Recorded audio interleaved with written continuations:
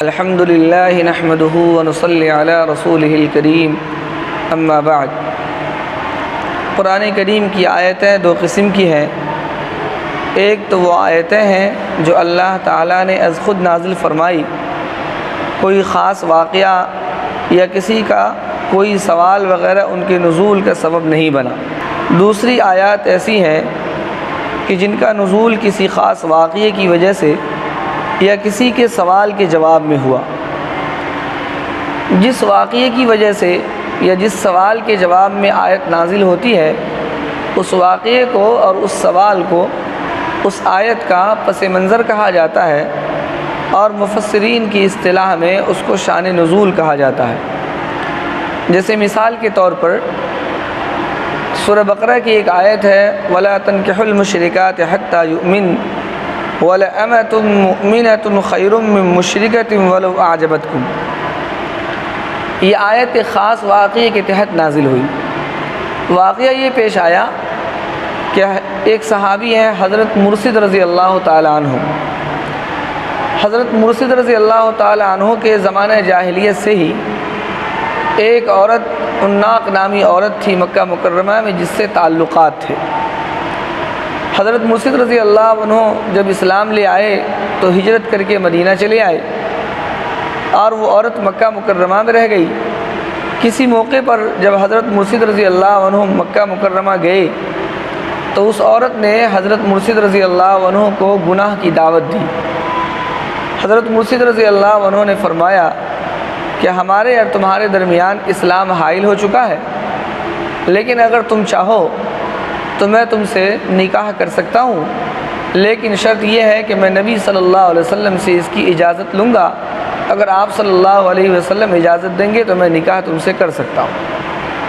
حضرت مرشد رضی اللہ عنہ مکہ مکرمہ سے مدینہ واپس آئے اور آپ صلی اللہ علیہ وسلم سے یہ سب باتیں بیان کی، اور حضرت مرشد رضی اللہ عنہ نے اپنے پسندیدگی کا بھی اظہار فرمایا۔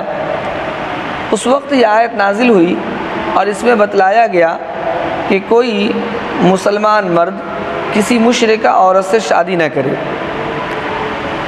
مشرکہ عورت سے بہتر ہے کہ وہ مسلمان باندی سے شادی کر لے، اگرچہ وہ مشرکہ عورت بہت خوبصورت ہو اور اس کے دل کو بھاتی ہو۔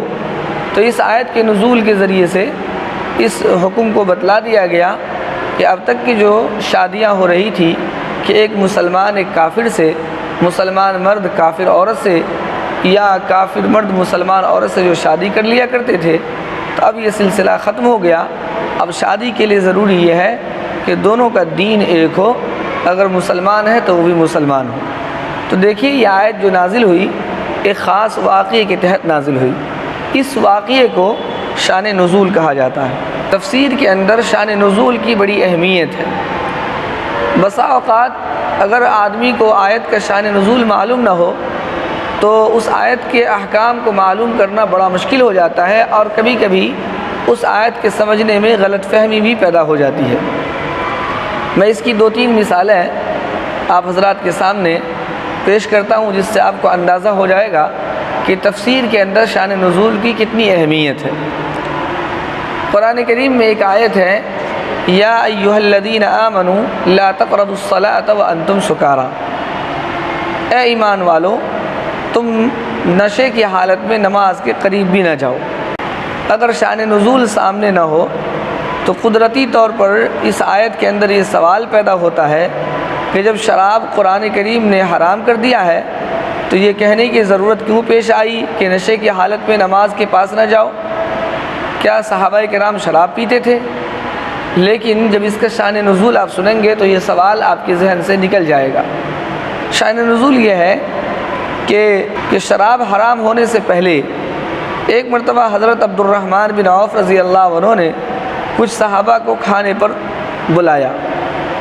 وہاں کھانے کے بعد لوگوں نے شراب بھی پیا، اس لیے کہ شراب اس وقت تک حرام نہیں ہوئی تھی، اور اسی حالت میں نماز کا وقت آ گیا تو ایک صحابی نے امامت کی اور نشے کی وجہ سے قرآنی آیات کی تلاوت میں غلطی کر گئے۔ اس پر یہ آیت نازل ہوئی اور یہ بتلایا گیا کہ نشے کی حالت میں نماز نہ ادا کی جائے۔ تو یہ حکم شراب کے حرمت سے پہلے کا ہے۔ اسی طرح ایک آیت ہے وَلِلَّهِ الْمَشْرِقُ وَالْمَغْرِبُ فَأَيْنَمَا تُوَلُّوا فَثَمَّ وَجْهُ اللَّهِ، اللہ ہی کے لیے مشرق ہے اور اللہ ہی کے لیے مغرب ہے، تم جدھر بھی رخ کرو گے ادھر اللہ ہی کی طرف رخ ہے۔ ظاہر ہے اس آیت سے یہ سمجھ میں آتا ہے کہ نماز کے اندر خانہ کعبہ کی طرف رخ کرنا ضروری نہیں ہے، جدھر بھی انسان رخ کر لے اس کی نماز ہو جائے گی۔ جبکہ قرآن کریم کی دوسری آیت میں یہ بتلایا گیا فَوَلِّ وَجْهَكَ شَطْرَ الْمَسْجِدِ الْحَرَامِ، کہ آپ اپنا رخ مسجد حرام کی طرف کر لیں۔ مسجد حرام خانہ کعبہ کو کہا جاتا ہے۔ خانہ کعبہ کے ارد گرد جو مسجدیں ہیں، اب اس مسجد کو لوگ مسجد حرام کہتے ہیں اور خانہ کعبہ کو خانہ کعبہ کہتے ہیں۔ لیکن جس زمانے میں قرآن کریم نازل ہوا ہے اور قرآن کریم میں جہاں جہاں بھی مسجد حرام کا لفظ ہے تو اس سے مراد خانہ کعبہ ہے۔ مسجد حرام جو ابھی اس کے کنارے کنارے چاروں طرف سے جو مسجدیں بنی ہے، یہ اس زمانے میں مسجد تھی ہی نہیں جس زمانے میں قرآن کی آیت نازل ہوئی۔ اس لیے قرآن کریم میں جہاں کہیں بھی مسجد حرام کا لفظ آتا ہے تو اس سے خانہ کعبہ مراد ہوتا ہے۔ تو اس آیت میں اللہ تعالیٰ نے فرمایا فَوَلِّ وَجْهَكَ شَطْرَ الْمَسْجِدِ الْحَرَامِ، مسجد حرام کی طرف یعنی خانہ کعبہ کی طرف رخ کرنے کا حکم دیتے ہیں۔ اور وَلِلَّهِ الْمَشْرِقُ وَالْمَغْرِبُ، اس آیت سے پتہ چلتا ہے کہ جدھر بھی رخ کر لے نماز ہو جائے گی، کوئی خاص سمت میں رخ کرنے کی ضرورت نہیں ہے۔ جب اس کا شان نزول آپ سنیں گے تو سمجھ میں آئے گا کہ یہاں پر مفہوم کیا ہے۔ شان نزول یہ ہے کہ ابتدا میں مسلمان بھی بیت المقدس کی طرف رخ کر کے نماز پڑھتے تھے، اور بعد میں تحویل قبلہ کا حکم آیا اور آپ صلی اللہ علیہ وسلم کو یہ بتلایا گیا کہ آپ اپنا قبلہ بیت المقدس کی بجائے مسجد حرام کو بنائیں، خانہ کعبہ کو بنائیں۔ حضرت عبداللہ بن عباس رضی اللہ عنہما فرماتے ہیں کہ جب مسلمانوں کا قبلہ بیت المقدس سے کعبہ کی طرف تبدیل ہوا تو یہودیوں نے اعتراض کیا کہ اس تبدیلی کی کیا وجہ ہے۔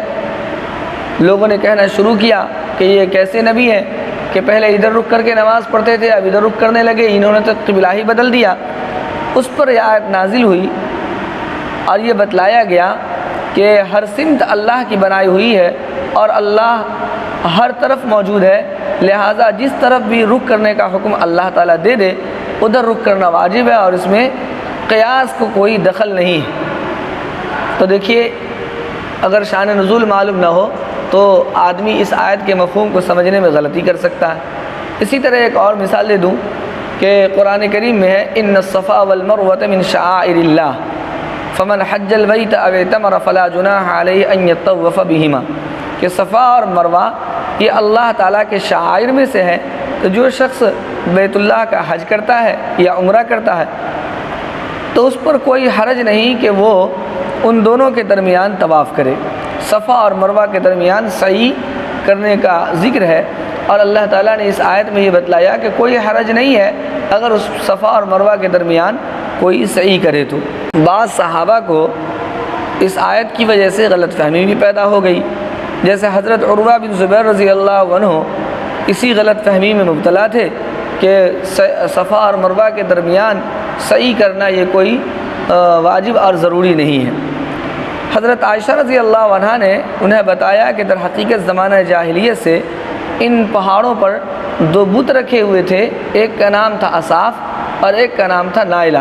اس لیے صحابہ کرام کو یہ شبہ ہوا کہ کہیں ان بتوں کی وجہ سے صفا اور مروہ کے درمیان سعی کرنا ناجائز نہ ہو گیا ہو۔ ان کے اس سوال کے جواب میں اللہ تعالیٰ نے فرمایا کہ فلا جناح علیہما، کوئی حرج نہیں، یعنی اللہ تعالیٰ نے منع نہیں کیا ہے۔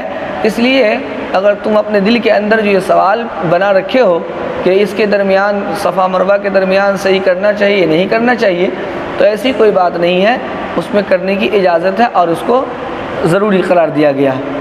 تو دیکھیے بسا اوقات قرآن کریم کی آیت کا شان نزول اگر معلوم نہ ہو تو انسان حکم کے سمجھنے میں غلطی کر جاتا ہے، اور بسا اوقات شبہ بھی پیدا ہو جاتا ہے اور احکام کا سمجھنا مشکل ہو جاتا ہے۔ اس لیے شان نزول کی بڑی اہمیت ہے۔ سورہ فاتحہ ان صورتوں میں سے ہے جس کا کوئی شان نزول نہیں ہے۔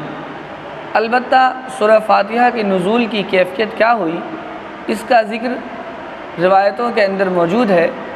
روایت میں آتا ہے کہ آپ صلی اللہ علیہ وسلم کو آپ کا نام لے کر آواز دیا گیا آپ صلی اللہ علیہ وسلم اس آواز سے خوف زدہ ہو گئے اور آپ صلی اللہ علیہ وسلم نے اس کا تذکرہ حضرت ورقہ بن نوفل سے کیا۔ یہ ورقہ بن نوفل حضرت خدیجہ رضی اللہ عنہا کے چچا زاد بھائی ہیں اور اس زمانے کے عالم تھے، تورات انجیل وغیرہ انہوں نے پڑھ رکھی تھی۔ یہ وہی ورقہ بن نوفل ہے کہ جب آپ صلی اللہ علیہ وسلم پر پہلی وحی آئی تھی تو آپ صلی اللہ علیہ وسلم جب ڈر گئے تھے اور حضرت خدیجہ رضی اللہ عنہا آپ صلی اللہ علیہ وسلم کو ورقہ بن نوفل کے پاس لے گئے تو ورقہ بن نوفل نے کہا کہ یہ آخری نبی ہے، اس کا تذکرہ پچھلی کتابوں کے اندر ہے اور جس کی بشارت دی گئی ہے یہ وہی آخری نبی ہے۔ اور پھر آپ صلی اللہ علیہ وسلم سے فرمایا کہ کاش کہ میرے جسم کے اندر قوت ہوتی اور طاقت ہوتی، جب آپ کی قوم آپ کو اپنے وطن سے نکالتی تو میں اس وقت آپ کا بھرپور ساتھ دیتا۔ بہرحال یہ ورقہ بن نوفل اس زمانے کے عالم تھے۔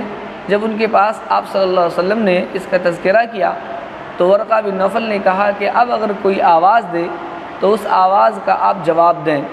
چنانچہ پھر آپ صلی اللہ علیہ وسلم کو آواز دی گئی اور آپ صلی اللہ علیہ وسلم نے اس کا جواب دیا، آپ نے فرمایا لبیک۔ پھر اس کے بعد آواز آئی کہ آپ پڑھیں اشہد ان لا الہ الا اللہ و اشہد ان محمدًا عبدہ و رسولہ، اور پھر اس کے بعد سورہ فاتحہ الحمدللہ رب العالمین سے پوری مکمل صورت نازل ہوئی۔ تو سورہ فاتحہ کے نزول کی کیفیت کیا ہوئی اس کا ذکر روایت کے اندر موجود ہے۔ سورہ فاتحہ میں کل 7 آیتیں ہیں۔ شروع کی 3 آیتوں میں اللہ تعالیٰ کی حمد و ثنا ہے اور آخر کی 3 آیتوں میں بندے کی دعا ہے، اور درمیان کی آیت ایاک نعبد و ایاک نستعین یہ اللہ کی حمد و ثنا اور بندے کی دعا کے درمیان مشترک ہے۔ اس سلسلے میں باقی بات ہے انشاءاللہ اگلی نشست میں عرض کی جائے گی۔ اللہ تعالی ہم سب کو عمل کی توفیق عطا فرمائے۔